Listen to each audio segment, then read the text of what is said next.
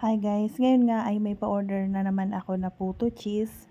Halagang 500 pesos sa isang large bilao.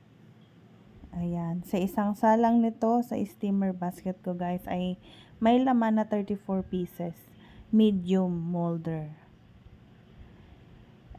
Ang purpose, bakit isang layer lang palang pagsasalang ko guys, is para mas maganda yung pag-alsa ng ating puto.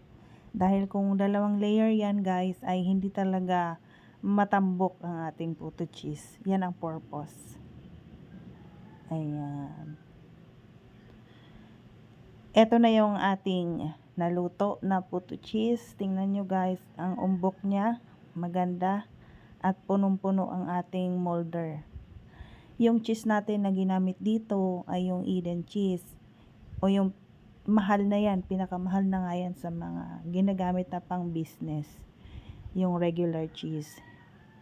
Nagka-crack siya guys talaga kapag Eden, pero kung yung gamitin nyo is yung Magnolia Cheesy ay buong buo yung ating cheese dito at talagang yellow ang color niya. Ito naman kasi na Eden is parang kahawig lang ng ating puto ang kulay. Ayan. Hindi nagkakalayo ang kulay nila, pareho lang. Ang Eden cheese ay ginagamit ko rin yan guys sa puto cake. Ayan, ang sarap niyan talaga. Sobrang malinamnam. Ito naman yung ating naayos sa bilao, yung unang salang na 32 pieces. 34, I'm sorry.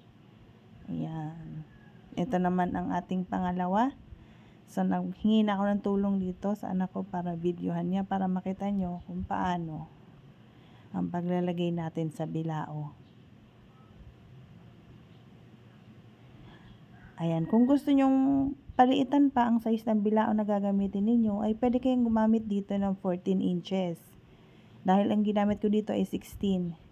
Pero patagilid na po ang paglalagay ninyo ng puto para medyo maluwag. Kaso hindi nyo ma-highlight ang itsura ng keso ninyo. Ayan, ito pa naman yung papa-attract sa ating mga customer kasi talaga makikita nila na maraming cheese ang ating puto. Ayan, hindi tinipid. Ayan, thanks for watching. Bye!